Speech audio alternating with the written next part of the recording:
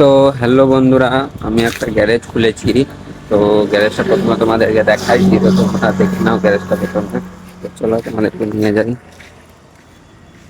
তো দেখতেই পাচ্ছ এই গ্যারেজটা আমি খুলেছি, দেখতেই পাচ্ছ।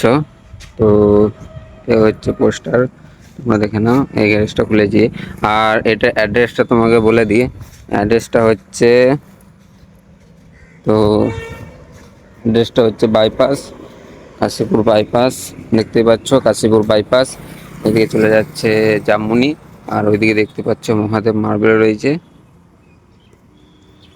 মহাদেব মার্বেলের একবার অপোজিটে শেষের রুমটা।